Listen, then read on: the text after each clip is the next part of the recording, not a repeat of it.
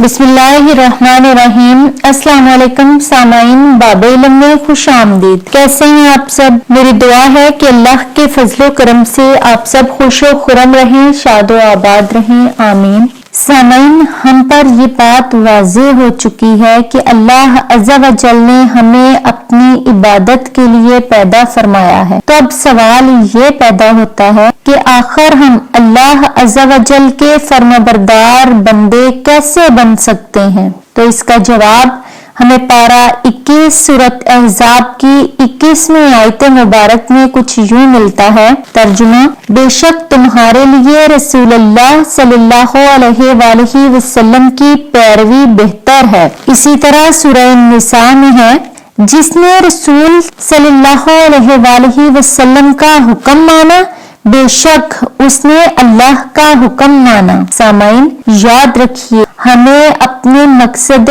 حیات یعنی رضائے خداوندی کے حصول کے لیے حسن اخلاق کے پیکر محبوب رب اکبر صلی اللہ علیہ وآلہ وسلم کی سیرت مبارکہ پر عمل کرنا ہے، جس کی ترغیب ہمیں خود ہمارے پروردگار نے دی ہے۔ چنانچہ جس نے اپنی زندگی میں اللہ عز و جل اور اس کے رسول صلی اللہ علیہ وآلہ وسلم کے احکام پر عمل کر کے اللہ اور اس کے رسول صلی اللہ علیہ وآلہ وسلم کو راضی نہ کیا، یقیناً بروز قیامت وہ حسرت و ندامت کا شکار ہوگا۔ جیسا کہ سرکار مدینہ صلی اللہ علیہ وآلہ وسلم کا فرمان باکریمہ ہے، کسی کو بھی حسرت و ندامت کے بغیر موت نہ آئے گی۔ اگر گناہگار ہوگا تو اس کی حسرت اس وجہ سے ہوگی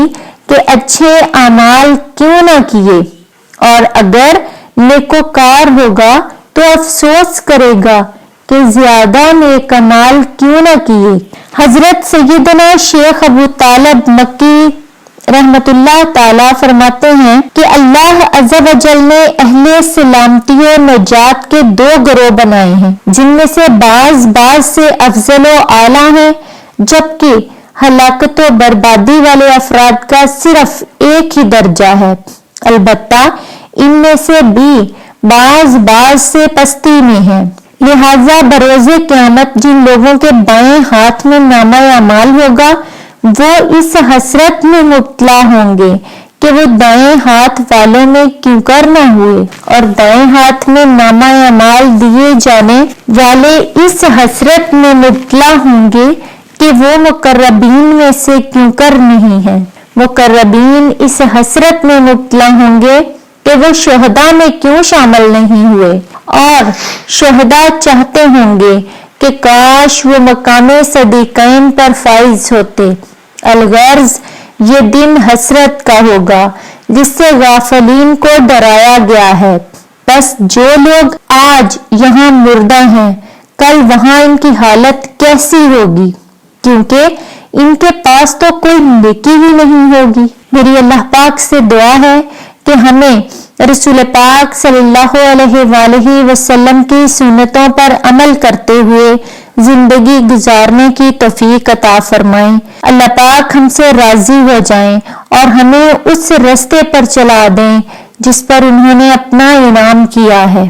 سامعین، اگر آپ کو آج کی باب علم کی یہ ویڈیو پسند آئی ہو تو لائک کریں، اور باب علم پر نئے ہیں تو سبسکرائب کریں، بیل آئیکن کو ضرور پریس کر لیں، باب علم کی ویڈیوز شیئر کریں، اور کامنٹ باکس میں اپنے رائے کا اظہار ضرور کر دیں۔